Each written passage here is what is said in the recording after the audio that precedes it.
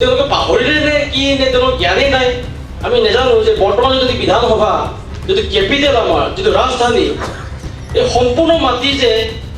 এটা সময়ত ট্ৰাইবেলৰ আছিলে ট্ৰাইবেল বেলেঞ্চ ব্লকৰ অধীনত ভূমি আছিলে এই কথা আজি অসমীয়া কিয় পাহৰি গৈছে ট্ৰাইবেলৰ ভূমিত ট্ৰাইবেলসকলক উচ্ছেদ কৰি বিধানসভা স্থাপন কৰা হ'ল কেপিটেল তাত স্থাপন কৰা হ'ল তেতিয়াতো বামুণৰ নিয়মেৰে শুদ্ধিকৰণৰ কথা কোনো উত্থাপন কৰা নাছিলে ৰাতিপুৱাৰ পৰা গধূলিলৈকে তিৱা সাজপাৰ পৰিধান কৰি তিৱা ভাষা কৈ মই কিয় অসমীয়া হ'ব নোৱাৰোঁ যে অসমীয়া ভাষাটো সলসলীয়াকৈ ক'ব পাৰিলেহে তেওঁ অসমীয়া ভাষাটো তেওঁ হাগ্ৰামা মহিলাৰ টাইপত ক'লে মানে তেওঁ অসমীয়া নহয় তেনেকুৱা নেকি জনজাতীয় সংগঠনসমূহৰ বাহিৰে বাকী কোনো জাতীয় সংগঠনক তেওঁৰ বিৰুদ্ধে বক্তব্য গেছ ৰুজু কৰাটো দূৰৰে কথা বক্তব্য ৰখাও আমি দেখিবলৈ নাপালোঁ বিভিন্ন ধৰণৰ মন্তব্য ৰাখিছে বিভিন্ন ধৰণৰ কথাৰে অসমীয়াসকল কোন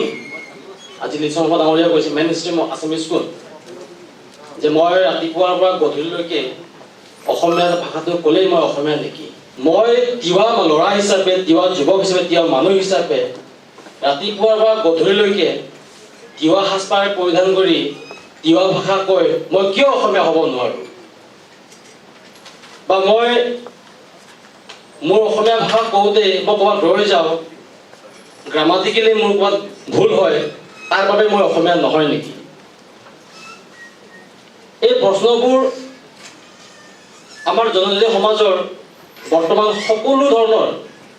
প্ৰত্যেকটো জনজাতিৰ এটা প্ৰশ্ন যে অসমীয়া ভাষাটো সলসলীয়াকৈ ক'ব পাৰিলেহে তেওঁ অসমীয়া ভাষাটো তেওঁ হাগ্ৰামা মহিলাৰ টাইপত ক'লে মানে তেওঁ অসমীয়া নহয় তেনেকুৱা নেকি যে ভাষাক লৈ সাজপাৰক লৈ আমি যদি অসমীয়া কোন যদি বিচাৰি থাকোঁ তেনেহ'লে আমি এইখন অসমত অসমীয়া বুলিবলৈ এদিন অসমীয়া নাথাকিব গতিকে আমাৰ মাজত নেকি যি বৈষম্য ইজনে সিজনক চাব নোৱাৰা যি বৈষম্য এইবোৰ আমি পৰিত্যাগ কৰিব লাগিব আৰু এক নতুন অসমীয়া সমাজ আমি গঢ়ি তুলিব লাগিব আজি বৰ্তমানৰ যি 102টা আসন লাভ কৰি বিজেপি চৰকাৰখনে চৰকাৰ গঠন কৰাৰ পিছতে কিছুমান কাৰ্যকলাপ আমি দেখিবলৈ পালোঁ কোনোবা APW আসাম পাব্লিক ৱৰ্কছৰ সভাপতি নে সম্পাদক মই নাজানো ঠিক তেখেতৰ নামটো কিবা শৰ্মা আছিলে অভিজিত শৰ্মা তেখেতে কৈছে যে বিধানসভাৰ এই পবিত্ৰ বিধানসভাৰ অধ্যক্ষগৰাকী ট্ৰাইবেল হোৱাৰ কাৰণে বামুণৰ নিয়মেৰে অসম বিধানসভাখন শুদ্ধিকৰণ কৰিব লাগে আৰু তেখেতৰ এই বক্তব্যত অসমৰ কোন কোন জাতীয় সংগঠনে প্ৰতিক্ৰিয়া প্ৰকাশ কৰিছে সেইটো আমি নজৰ ৰাখিছোঁ অসমৰ এই জনজাতীয় সংগঠনসমূহৰ বাহিৰে বাকী কোনো জাতীয় সংগঠনক তেওঁৰ বিৰুদ্ধে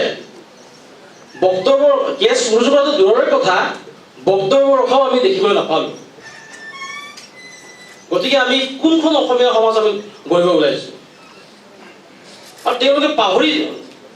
তেওঁলোকে পাহৰিলে নে কি নে তেওঁলোকৰ জ্ঞানেই নাই আমি নাজানো যে বৰ্তমান যদি বিধানসভা যদি কেপিটেল আমাৰ যিটো ৰাজধানী এই সম্পূৰ্ণ মাটি যে এটা সময়ত ট্ৰাইবেলৰ আছিলে ট্ৰাইবেল বেলেঞ্চ ব্লকৰ অধীনত ভূমি আছিলে এই কথা আজি অসমীয়া কিয় পাহৰি গৈছে আৰু ট্ৰাইবেলৰ ভূমিত ট্ৰাইবেলসকলক উচ্ছেদ কৰি বিধানসভা স্থাপন কৰা হ'ল কেপিটেল তাত স্থাপন কৰা হ'ল তেতিয়াতো বামুণৰ নিয়মেৰে শুদ্ধিকৰণৰ কথা কোনো উত্থাপন কৰা নাছিলে আজি কিয় এইটো উত্থাপন হৈছে এইটো আমাৰ ট্ৰাইবেল হিচাপে জনজাতি অসমীয়া হিচাপে মোৰ এইটো প্ৰশ্ন খুব দুখ লাগে অসম সাহিত্য সভা অসমৰ আগশাৰীৰ সংগঠন অসম সাহিত্য সভাৰ দৰে এই সংগঠনৰ সভাপতিগৰাকী যেতিয়া কয় যে অসমৰ ট্ৰাইবেলসকল তিৱা কাৰ্বি বড়োসকল তেওঁলোক নিজকে অসমীয়া বুলি চিনাকি নিদিয়ে বা তেওঁলোক অসমীয়া নহয় তেওঁক কোনে অধিকাৰ দিলে অসমীয়া কোনসকল অসমীয়া হয় অসমীয়া কোনসকল অসমীয়া নহয় তেওঁক চাৰ্টিফিকেট দিবৰ কাৰণে আমি তেওঁলোকক অথৰাইজ কৰিছোঁ নেকি মোৰ অসমীয়া কোৱাত মই অকণমান ৰৈ যাব পাৰোঁ, মোৰ অসমীয়া কোৱাত ভুল হ'ব পাৰে, কাৰণ মোৰ জন্ম হৈ মোৰ প্ৰথম ভাষাটো মই শিকিছোঁ তিৱা ভাষা শিকিছোঁ। প্ৰায় 10 বছৰ মোৰ যেতিয়া বয়স 10 বছৰ হৈছে তাৰপিছতহে মই অসমীয়া ক'বলৈ চেষ্টা কৰিছোঁ। বৰ্তমান মোৰ বয়স 33-34। এই বাকী এই 23টা বছৰত মই অসমীয়া কথা শিকিছোঁ আৰু ক'বলৈ চেষ্টা কৰিছোঁ আৰু কৈ আছোঁ, তিল না কৈ আছোঁ। আজি তেওঁলোকে অসমৰ এই প্ৰাচীন জনগোষ্ঠীসকলক অপমান কৰি অসমীয়া কোন হয়, কোনসকল অসমীয়া, কোনসকল অসমীয়া নহয়, এই কথাবোৰ তেওঁলোকে ক'বলৈ ক'ত সাহস পালে? আৰু তেওঁলোকৰ এই বক্তব্যত আমি অসমৰ এই জনজাতীয় সংগঠনসমূহৰ বাহিৰে বাকী সংগঠনসমূহৰ প্ৰতিক্ৰিয়া আমি দেখিবলৈ নাপাওঁ। ইয়াৰ অৰ্থ এইটো নেকি যে আমাক তেওঁলোকে সঁচা অৰ্থত মনে প্ৰাণে অসমীয়া বুলি তেওঁলোকে একচেপ্ট কৰা নাই? মই ভাবোঁ যে এইবোৰ কথা অসমৰ এই বৌদ্ধিক মহলক আলোচনাৰ প্ৰয়োজন, এটা গভীৰ আলোচনাৰ প্ৰয়োজন। যিটো যদি আমি সঁচাকৈ অসমীয়াক আমি জীয়াই ৰাখিব বিচাৰিছোঁ, আমি প্ৰথমতে নিজে ক্লিয়াৰ হোৱাটো উচিত যে অসমৰ এই প্ৰাচীন জনগোষ্ঠীসমূহক বাদ দি অসমীয়াৰ সংজ্ঞাটো সম্পূৰ্ণ হৈ নুঠে।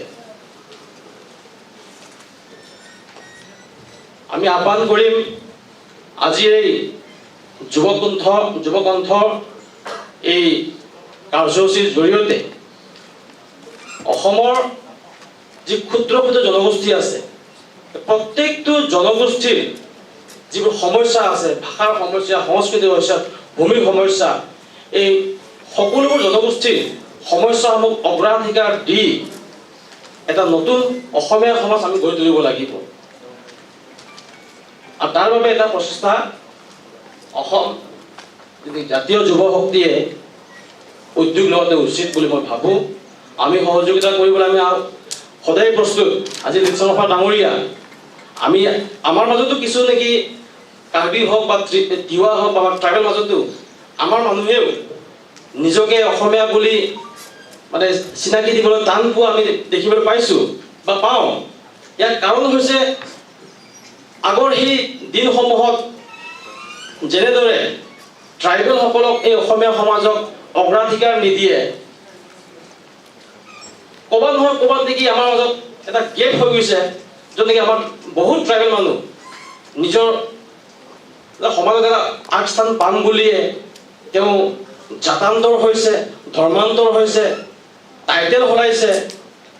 কোনোবা যদি মিঠি আছিল তেওঁ মেধি হৈ গ'ল, কোনোবা ডেকা ৰজা যদি আছিলে ডেকা ৰজা কাটি বা ডেকা হৈ গ'ল। তেনেকুৱা এটা এক্সাম্পল মই সৰু এক্সাম্পল দিব বিচাৰিম। আপোনালোকে যদি আমাৰ এই